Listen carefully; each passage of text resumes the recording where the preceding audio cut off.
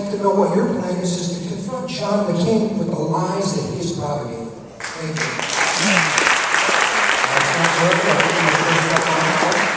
I believe it. Am I right?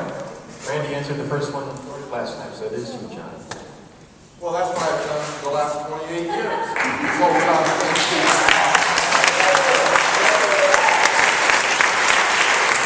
The way you do it is you follow the money. You watch what they say, you don't watch what they do. You keep your eye on the ball, and you walk forward with truth and justice in your heart, and your head held high, and you don't give up.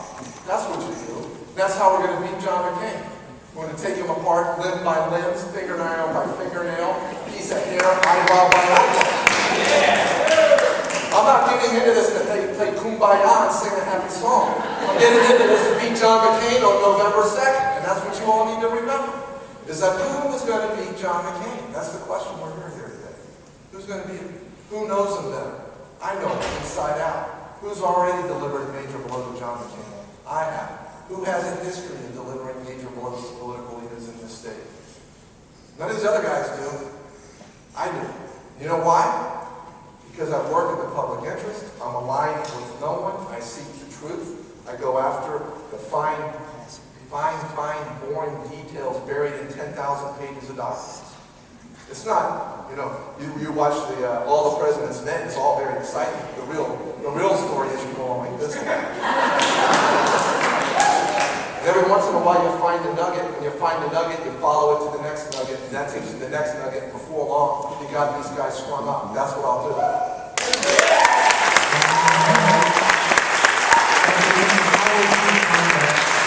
Misinformation from John McCain. I want to give you a different way of looking at this. Is that John wants to be the investigative reporter and go after him.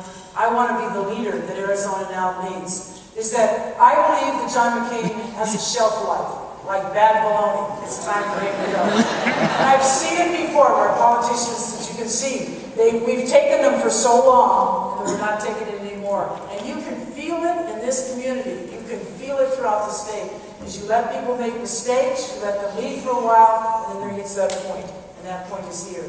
So what I truly believe is that I have seen Arizona work. I have seen Arizona Republicans and Democrats work together. I have seen us be able to, it's magical when you see it, and I have seen it. And on very, very important issues. We had a congressional delegation that worked together. We had a legislature that knew what they were supposed to do, the congressional delegation that knew what they were supposed to do. And we need the honor of Arizona back. Since I have seen it, I want it back. I want that honor back. And I want to lead us to that place. Thank you, Glassman, how would you combat the misinformation from John McCain? Many people in this room have been watching John McCain be ineffective for Arizona almost as long as I've been alive. So let me ask you a question. Raise your hand if in the past 20 years you've written a check, walked door to door, or made phone calls to help elect a Democrat running against John McCain for the United States Senate. Not a lot of hands. This election is not about John McCain, it's not about J.D. Hayward, it's about all of us. And whether we're willing to work hard to tell our neighbors and friends about the issues that are going on. That's why my candidacy is so exciting, and that's why I need your help. I asked that question in an editorial board with the Arizona Republican. Guess what? This is the first year in 20 years that they've endorsed a Democrat to run against John McCain, and I received that endorsement. I asked that question with the Arizona Education Association, and this is the first time in 20 years that they've endorsed a candidate to run against John McCain. I asked that question with the AFL-CIO. And this is the first time that they've endorsed the candidates running against John McCain. The same thing with Planned Parenthood. The same thing with ASPR. The same thing with SEIU. And now I need your help too. I need you to go home tonight, visit my website, it's rodneyglassman.com, and email your friends and family to tell them that this year, for the first time in over 2 decades, we have a candidate that Arizonans are excited about to take on John McCain. Because we've known that he's not satisfactory. What we haven't had is someone that we all can get excited about, getting other people excited about. And that's why I need your help. Because if you work with me, which I didn't see that hand go up, we will. We will beat John McCain together, and we'll have a U.S. Senator who's working for Arizona's future.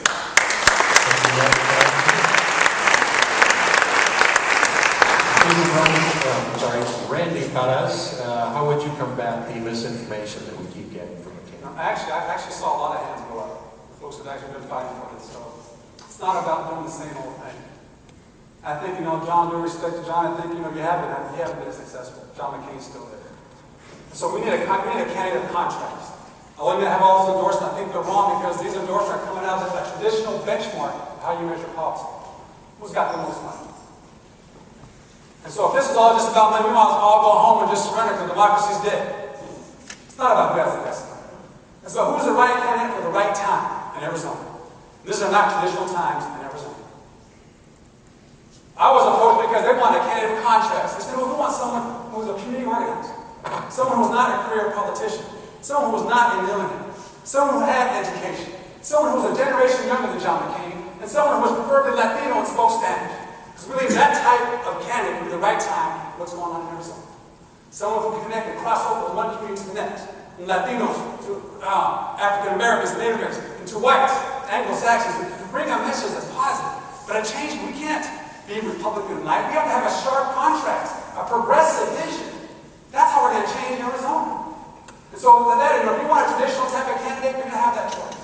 But if you want a candidate for change that's more reflective of what's taking place in Arizona, at a time when I'm in my houses and people are saying they're embarrassed to live here, at a time when my friends are coming to visit and saying, I said, you have your papers. At a time when a whole community is called reasonably suspicious, if you want a candidate for that time, I'm your person. And I want your vote. So I believe in that type of contrast, this type of vision, in this particular time, we will win.